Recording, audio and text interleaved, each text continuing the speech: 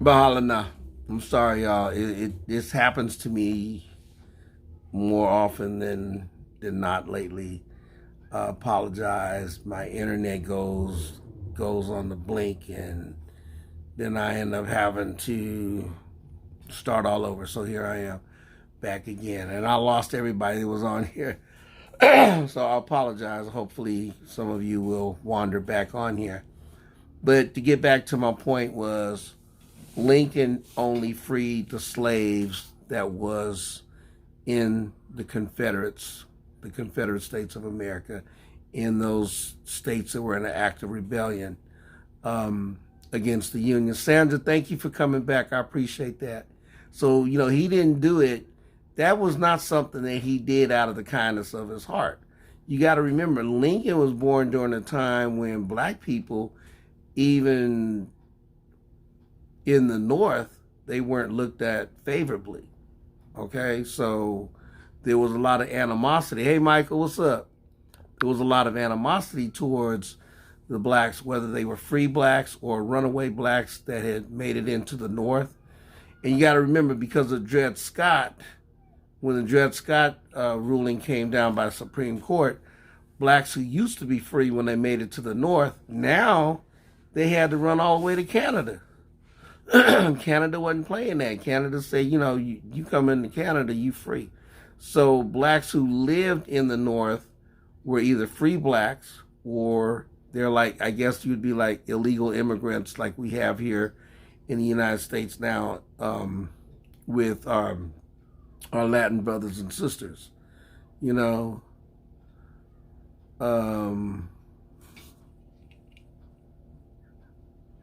Okay, so Paulette wants to know about thoughts on reparations. Okay, so my thoughts, yes, there should be reparations.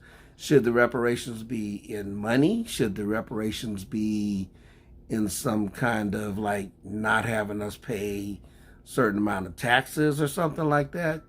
Absolutely. I mean, our ancestors who came here were slaves. And I think that one of the problems would be is, how do you determine whose ancestor was a slave? Because I'm sure that there were some of us, our ancestors were not slaves. So yeah, I think there should be reparations, but I think the reparations should be not necessarily in money, but in, what do you call that thing? In kind, like forgive us our taxes. Like, don't let us pay taxes for a certain amount of years, a certain amount of, whatever. I don't know how that would work, but that's what I would say. That's my thought on it. And that was a good question. Thank you. And then what about the slave owners? Well, good question. Y'all know that Negro, Larry Elder, who is running for the governor of California.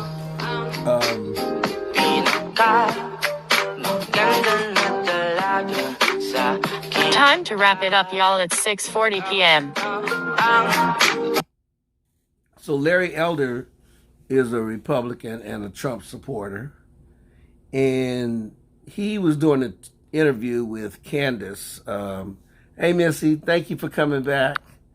He was doing an interview with Candace. That's that other Trump supporter. And the thing was brought up about reparations. And Elder's thing was that if we are going to have reparations for the descendants of slaves, then the descendants of slave owners should also get reparation for the fact that they lost their slaves because of the Civil War. And this is the Negro, and I use that word Negro. I spell the word Negro Knee, like on your knee, and GRO. That's me. That's me. I don't call him an African American. I don't call him black, because he doesn't, in my opinion, he does not earn the right to that, because to me, he's a race traitor, a house Negro, a Trumpanzee, whatever you want to call him. But if you're sitting up here talking about reparations for the slave owners, and I saw him on TV when he was doing the interview today, because he's like trying to get to be governor. He was saying, why are we going to pay people reparations and they're not slaves? That was their ancestors. And if we do, then we should pay the slave owners, the descendants of slave owners. I don't know. He's a fool. That's all I can say on that. All I can say on that subject. History is something that, look at the word history, his story. So most stories in regards to history are written by men, about men, and the role of women are very rarely ever recorded. Sometimes, you can be somebody like Joan of Arc or, Cleopatra or Sheba. Some women, they are famous and they talk about their contributions. But his story, and his story is normally written by the winners.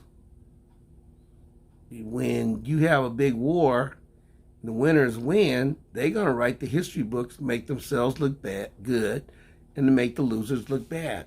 Except here in the United States. Here in the United States, the whole system of institutional racism is so bad that this was a case where the losers are the ones who rewrite the history books or who are revisionists, and they said, hey, this was not about slavery. This was all about states' rights. Well, what is states' rights? States' rights is the right of the state to govern their state the way they see fit. And all of those Confederate states that broke away from the Union, their written constitution that applied to the Confederacy specifically stated that they would be allowed to have slaves and that African Americans would be slaves in this society of theirs. So they were definitely fighting to preserve slavery. But as time went by, they had to make it look more appealing to the rest of white America, specifically the North and Midwest, to say that it wasn't about slavery. It was all about the grand cause. It was all about fighting against Northern aggression. Another little fact that maybe some people don't realize is that when the Ku Klux Klan became so powerful in the United States in the 1920s, their biggest Klan enrollment was in the North. Michigan is a northern state that sent northern soldiers to the Civil War to fight against the Confederates, and yet they end up having one of the biggest Klan, biggest Klan organizations during that whole time. So the whole thing with the movie Birth of a Nation, that really sat up there and did all that. How was this? There's going to be a rally at the U.S. Capitol on Saturday to protest the arrest of the insurrection participants from January 6th. Thank you, Paulette.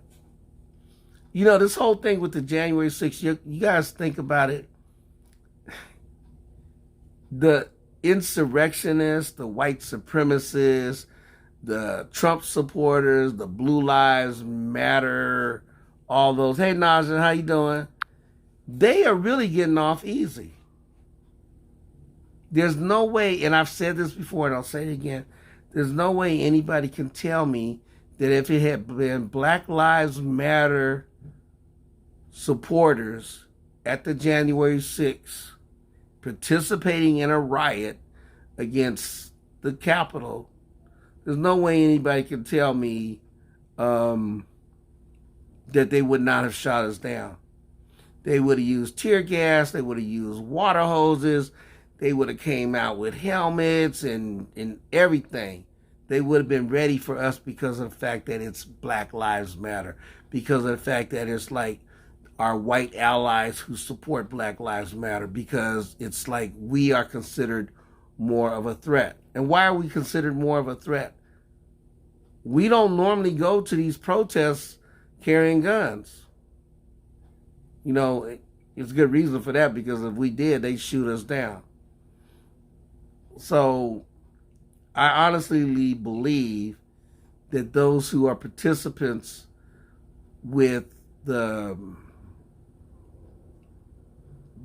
Trump people, they are not being held accountable. I saw something the other day where they were saying that because the law was so vague, that some of them will probably just end up getting their crimes reduced from a felony to a misdemeanor, and then they'll get like credit for time served. And a lot of them didn't even do no jail time. And again, why is that? It's all because of institutionalized racism. This whole thing with critical race theory. They don't want us to talk about critical race theory in school. Because the thing is, when you talk about it, you have a tendency for some people to think, to use your mind and think. CJ, what's up with you? How you doing, nephew? Sometimes you have to think. You have to think for yourself and decide. You know, see, all I'm doing is giving you my opinion about what I think is going on. Everybody has to formulate their own opinion and decide for themselves. If, you know, you take what I say, you take what somebody else say or other people say, and then you put it through your mind like a sponge, and you take out what you don't like, and you know, keep what you do like and refer to it later, whatever, right? So it's important to get all the facts. Don't just listen to me. Do research. Everything that I do, I read books. I go on YouTube. I go on Facebook. I go on Google. I do a lot of that kind of stuff. I do the research. If you know, even like when I talk about how many people have died from coronavirus, I do that before I get on here and say something. You know, I'm researching. Again, it's my opinion. The statistics I put up there are what I see from YouTube.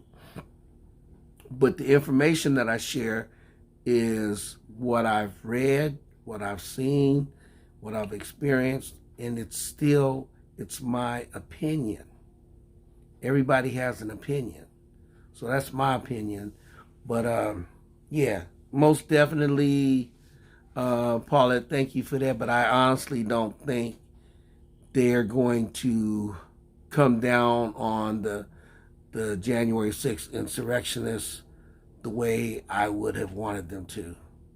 And for me, I feel like they're getting away with stuff. I feel like they're getting away with stuff that we, as part of the Black Lives Matter movement, or me myself, we would not be able to get away with half of what they're doing. You know, the whole thing with when the government finally got control, and this really pisses me off, I'm not even gonna lie. When the government finally got control of the Capitol building, what did they do? They escorted insurrectionists out of the building. I never forget them walking this little old white woman down the stairs, walking her down the stairs all gingerly. You know, she was in the building. I think they had like a total of 500, 600 people were arrested, and a lot of those were arrested after the fact, after they got on social media and stuff. But for me, what they should have done was just closed off the entire Capitol, and everybody who was inside was trespassing, and arrest them, period. No ifs, ands, or buts. But they didn't do that. And you know why. You can sit up here and say, oh, well, they didn't have the manpower.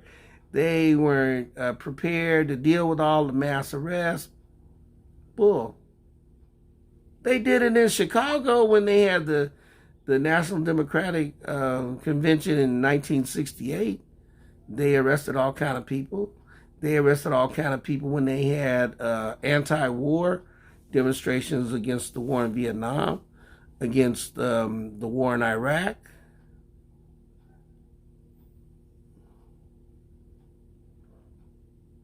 Mabel, I agree with you. There's not a lot being done. I think what they're trying to do is sweep a lot of it under the rug. I believe that,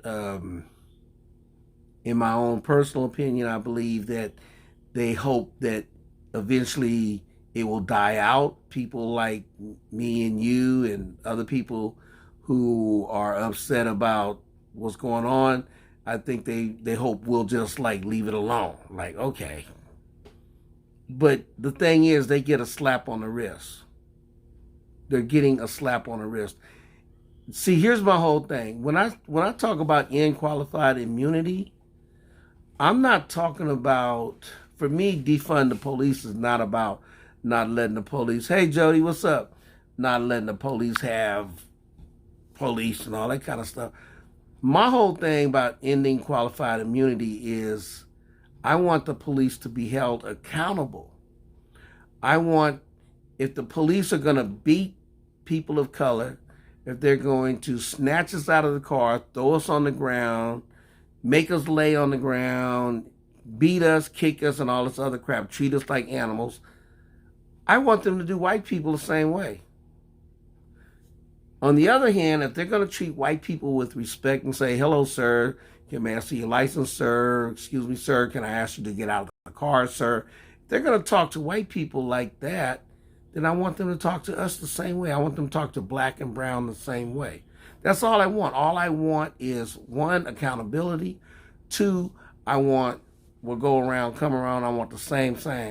You know, you're going to treat me a certain way, then I want you to treat them just as bad as you treat me. But if you're going to treat them good, then I want you to treat us good. So that's where I'm coming from. Thank you, Mabel. I appreciate you saying that. I don't know. I'm really having serious doubts that anything is going to happen. Geronimo, okay, yes, we do want equality. And I want equality.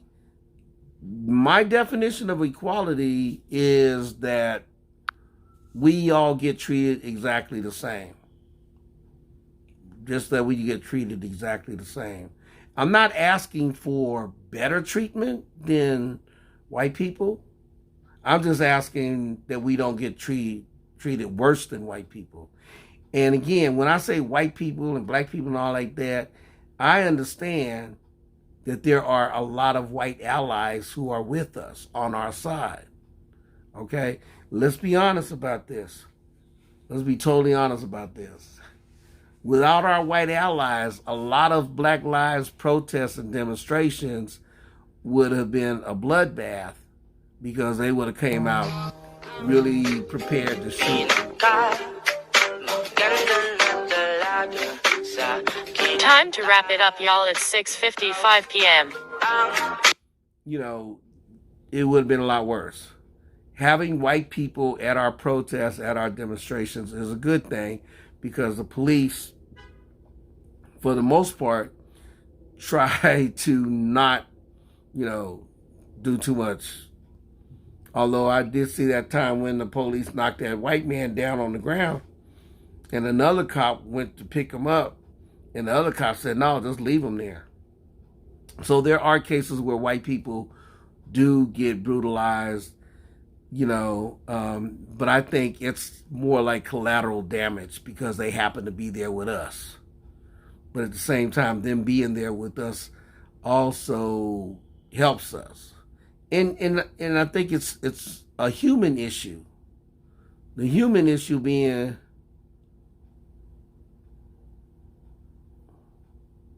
Geronimo, right? And right, I totally agree with you, Geronimo, and I agree with you too, Darsley. Yes. When our white allies are standing up for the right thing.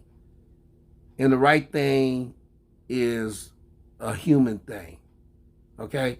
Because as humans, I ain't asking for nothing. I ain't asking for better treatment than anybody else. Only thing I'm asking for is treat me the same way you treat everybody else. That ain't my color. And if you're going to treat some people better because of their color, then I want to be treated like them. But again, if you're going to treat me bad because of my color, my race, my religion, my national origin, then I want you to treat everybody exactly the same way. That's all I'm saying. That's all I'm saying. So, anyway, I thank y'all for coming on here. I appreciate it. I mean, I'm going to have to do something about why my, when I'm doing my, this shout out thing, that it'll go off. I think I might have to just like not use my internet and just use my data from my cell phone. Mabel, bye-bye. Thank you. I appreciate you coming on here. Geronimo, what's going on with you, man? How you doing, son? Nazla, I thank you for coming on here. I appreciate you. Paulette, thank you for being here.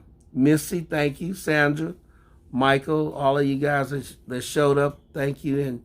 And other people who were here and left, you know. Hey, so anyway, Bahala Na,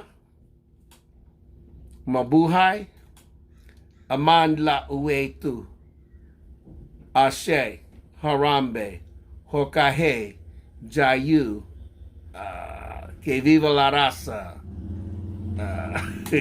Mahalo, Mahalo, Shalom, Namaste, Assalamu alaikum, wa alaikum assalam, Wakanda forever, power, peace. Let me see if I get this heart right. I think that's a heart. Looks like Batman. I never get this right. All right, it's supposed to be a heart. If it looked like Batman, I'm sorry.